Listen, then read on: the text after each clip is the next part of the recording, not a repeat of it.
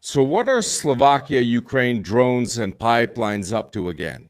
Ladies and gentlemen, the rest of us here in the chat on the stream where this video is being made have just finished watching the press conference of Mark Rubio and Robert Fico after Mark Rubio's visit to Bratislava. They talked about various topics there, but the topic at the end was that, according to the Slovaks, the Ukrainians are using the oil issue as a weapon. And a few days ago, specifically yesterday, the 18th, Slovakia declared a state of oil emergency. Here you can see the article on the news site where everything is described, but we'll go through the whole event step by step. The state of oil emergency was declared because on on January 27th, about 3 weeks ago, the Druzhba pipeline was hit. In addition, another 165 drones attacked Ukraine, and the power lines at power plants, the power plants themselves, and even heating plants were hit. Because of this, Ukrainian cities and villages were plunged into darkness and cold. The Russians hit the Druzhba pipeline, and because of that, the flow of oil to Slovakia and Hungary was also interrupted. At that moment, the plant came, it's not a problem, because outages occurred. And at the same time, the Hungarians and Slovaks started complaining to the Ukrainians, telling them to fix it as soon as possible, asking why it hasn't been repaired yet. Let them fix it. We rarely heard from government officials that Russia is to blame, that Russia destroyed the pipeline, and that Russia is responsible for this oil crisis, this oil emergency. There were even conspiracy theories spreading that it was Ukraine that hit the pipeline. And I quite understand that, because by either destroying or not repairing that pipeline, Ukraine could put pressure on Hungary or Slovakia. At the same time, by destroying this oil artery, they would risk that the Hungarians and Slovaks would stop supplying them with electricity and fuel, which at this moment, during the harshest frosts, would make no sense at all. There is absolutely no strategic intention there that would suit the Ukrainian side. And on the contrary, there are plenty of strategic intentions that would suit the Russian side. Strategic intentions such as, for example, that Slovakia and Hungary would have even more conflicts with Ukraine, that the collaborating Hungarian government and the servile Slovak government would have an argument for depriving Ukraine of energy and fuel, and as a result, Ukraine would lose. Besides not having its own power plants and so on, it would also lose the ability to receive fuel and energy from Slovakia and Hungary, and thus Ukraine would be even more weakened. And on top of that, Slovakia and Hungary would become even more hostile. So, to the question of why Russia would destroy its own pipeline, which supplies oil to its own, let's say, servile and vassal states, the answer is actually quite simple.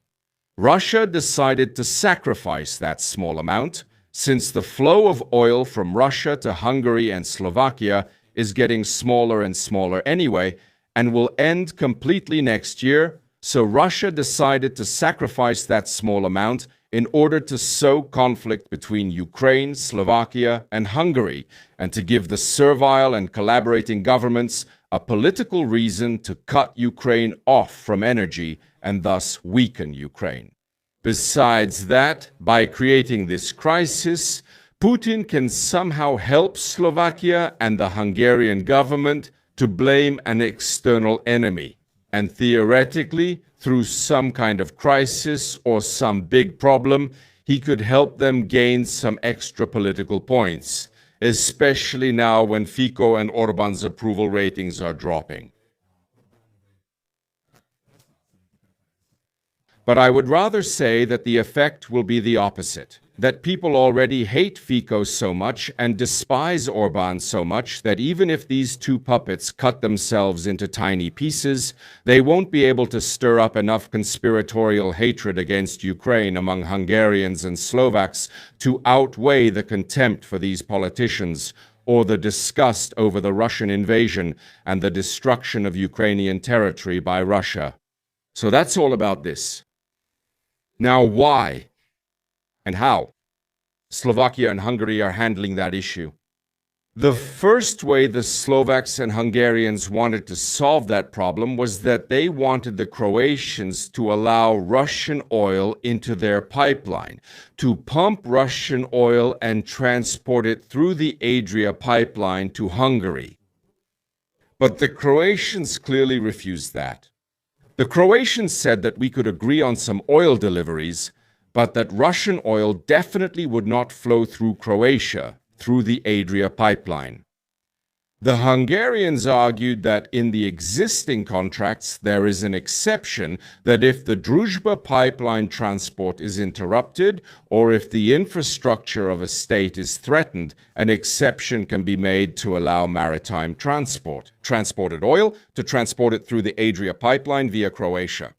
However, the Croatians don't want to hear about it at all for now, maybe also because earlier, for example, on August 2nd, 2024, the Croatians offered oil transit to Slovakia and Hungary, but the Slovaks and Hungarians laughed at them, told them to get lost, and instead very shrewdly went to renew and deepen their cooperation with Russia. It really paid off, I see, right? It really paid off. So at this moment, it seems that the Croatians have absolutely no interest in helping the Hungarians and Slovaks transport Russian oil, but they are willing to sell them the non-Russian oil that they themselves are getting, and that, of course, flows through their territory. It will be more expensive, definitely, and the Hungarians' argument that this is an ideological decision by the Croatians doesn't really hold water here, because from the beginning it's very wrong to think that not taking oil from Russia is ideological. No, not taking oil from Russia is highly pragmatic, because we know that Russia uses oil and gas to blackmail its opponents and uses those energy resources as a weapon. And they do it completely without scruples. One example says it all. When the war in Ukraine was about to start, a full-scale attack a few months before that, the Russians bought up storage facilities in Europe. They bought up those capacities just to leave the storage facilities empty.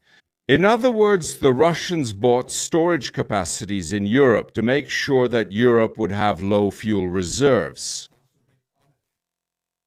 so that they could then use oil and gas as a weapon of blackmail once they started the war. It was an interesting plan. And that's also why there was such a spike in energy prices back then. Luckily, things didn't go as planned for the Russians. But they did try. So, relying on the Russians to supply oil and gas in the right way, and not use it as a weapon to achieve their ideological goals, that's more of an ideology itself. Not relying on them, but relying on diversification, on supplies from all possible sources that aren't Russian. That's pragmatic policy. That's what's not ideological. Ideological policy isn't when you refuse to give money to a country that then uses that money to kill people or to make claims on your territory, which is true in the case of Slovakia, Hungary, and the Czech Republic. In the case of Croatia, it's not. So this really isn't about an ideologically based policy. This is about pragmatism. It's not pragmatic, practical, smart, or anything else to take oil from Russia. And it's not even cheaper. Just look at the energy prices and fuel prices in Slovakia or Hungary and compare them with the prices in the Czech Republic or Poland, which are lower, even though we don't take oil or gas exclusively from Russia. In some ways, we've even completely cut ourselves off. And in fact, we didn't have, well, now we do again, but for the most part, we didn't have energy prices capped. We didn't really have any other prices capped either, except for a few brief occasions. Fortunately, this led to inflation not being as high here as it was in Hungary or Slovakia. Other things. So this is the way they want to deal with it for now. And the way it's not being solved so far. It's not working because the Croatians refuse to supply Russian gas. So in the end, Hungarians and Slovaks will probably be forced to somehow pay more and get fuel from Croatia or from the Czech Republic or from Poland. But they probably won't be getting their Russian gas from Croatia. Unless they pay a significant amount of money, pay extra in a significant way. And you know what? Maybe the Croatians would even let them have it if the Hungarians and Slovaks hadn't been acting like total Putin's lapdogs in recent years. Maybe if they were just, let's say, hooked on oil pipelines, but at the same time willing allies within Europe and NATO, and didn't constantly sabotage everything over and over again regarding aid to Ukraine, where the fight is for Europe's interests, then they would let the pipeline through. But given that they have this extremely sovereign policy in all directions, they just don't have a very good relationship with Croatia, which doesn't really want to let them have it, and definitely won't let them have it cheap. What can Slovaks and Hungarians do now? Well, first of all, they can complain in some way. And they're already complaining. Instead of blaming Russia for destroying the oil infrastructure, they're blaming the Ukrainians for working slowly.